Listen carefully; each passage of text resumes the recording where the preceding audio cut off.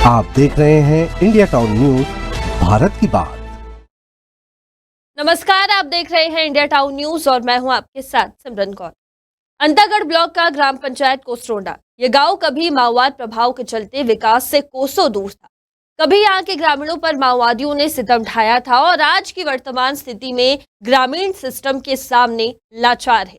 ये वही कोसरोंडा गांव है जहां 2009 में 4 ग्रामीणों की हत्या माओवादियों द्वारा कर दी गई थी और पूरा का पूरा गांव एक ही रात में खाली हो गया था। पर वक्त के साथ सरकारें बदली, सिस्टम में बैठे जिम्मेदार बदले, लेकिन नहीं बदली तो इस गांव के सड़क की तस्वीर। देखिए अंतागढ़ से हमारे संवाददाता विजेंद्र पांडे की ये खास रिपोर्ट।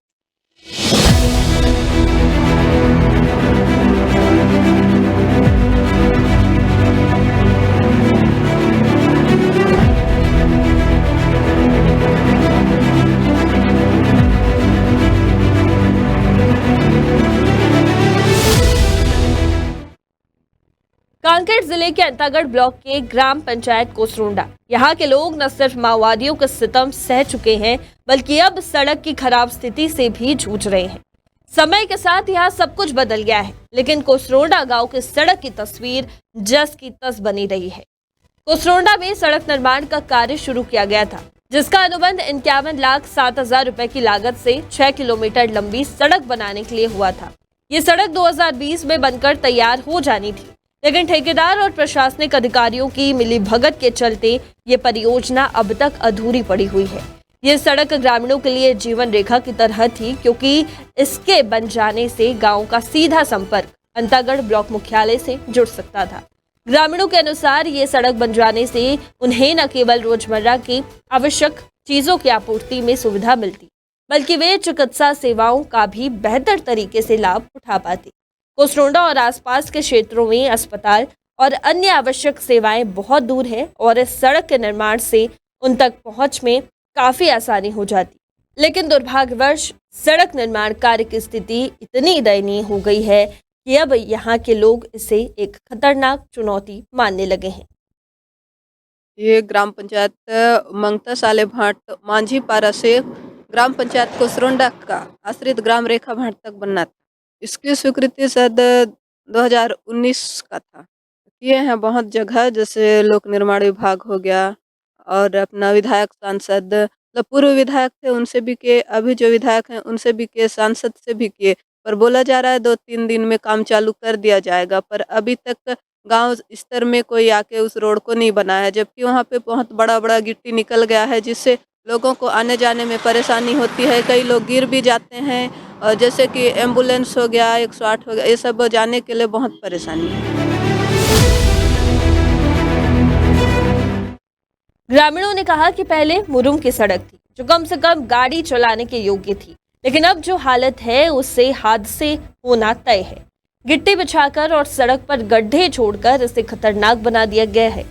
ये शब्द है गांव के एक बुजुर्ग व्यक्ति के, जो लंबे समय से इस स्थिति से जूझ रहे हैं। गांव वासियों का कहना है कि उनकी आवाज अब तक सरकार और प्रशासन तक नहीं पहुंच पाई है। सांसद, विधायक और लोक निर्माण विभाग के अधिकारियों से कई बार शिकायतें की जा चुकी है, लेकिन स्थिति में कोई सुधार नहीं हुआ और अब तो लोग सड़क की वर्तमान खस्ता हालत को ही अपनी नियति मानने लगे हैं। एक और जहां बस्तर में करोड़ों की सड़क के भ्रष्टाचार को उजागर करने वाले पत्रकार मुकेश चंद्राकर की हत्या ठेकेदारों द्वारा कर दी जाती है, तो वहीं आज भी कांकेर जिले के प्रभावी इलाकों में ठेकेदारों के लिए भ्रष्टाचार एक अनुकूल माहौल बना हुआ है। सड़क निर्माण का कार्य ठेकेदार द्वारा लगातार बंद किया गया है और अब यह सवाल उठता है कि आखिरकार ठेकेदार और विभागीय अधिकारियों की लापरवाही की वजह से ये परियोजना पूरी क्यों नहीं हो पाई है।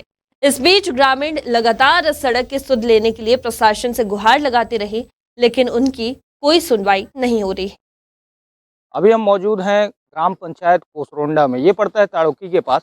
कहानी है 2009 की, जब इस गांव में ग्रामीणों को माओवादियों द्वारा मार दिया गया था और पूरे का पूरा गांव इस जगह से पलायन करने को मजबूर था। और आज की तस्वीर हम आपको दिखाते हैं इस जगह से कि ग्रामीण यहाँ पर मौजूद हैं और हम इस जगह पर हमारे आने का जो मकसद है वो ये है कि हम इस जगह के सड़क की तस्वीर आपको दिखाने के लिए आए हैं। 18 से बनना चालू हुआ था और हमारे साथ ग्रामीण भी जुड़े हुए हैं। ज़्यादा जानकारी हम ग्रामीणों से लेते हैं और इनकी समस्याओं को सुनते हैं। देखिए दादा ये बताएंगे कि 4 लोगों की निर्मम हत्या माओवादियों द्वारा इस जगह पर कर दी गई थी। हमारे 2009 में ये घटना हुआ और 9वां महीना में। मतलब साफ है माओवाद का प्रभाव क्षेत्र में हुआ करता था और अभी इस जगह पर देखा जाए तो माओवादियों की मौजूदगी को नकारा जा सकता है क्योंकि ठीक यहाँ से सामने बीएसएफ का एक कैंप भी है। अब दादा मैं ये पूछना चाहूँगा जिस सड़क पे अभी हम खड़े हैं ये सड़क बनना कब से चालू हुआ था? 2018 से है, अभी तक ये सड़क तो चलने के लायक भी नहीं है। तो बहुत इस बारे में कभी ऊपर जैसे विधायक सांसद तक किसी प्रतिनिधि तक बात पहुंचाने की कोशिश? हम लोग कलेक्टर के पास भी गए थे, वहाँ भी शिकायत किए और विधायक के पास भी गए और सांसद के पास भी गए थे। कोई हमारा बात को नहीं सुने। मतलब साफ है कि अंदरूनी क्षेत्र के ग्रामीणों को आप देख सकते हैं किस तरीके से विकास के नाम पर चला जाता है। हमारे साथ और भी ग्रामीण मौजूद हैं।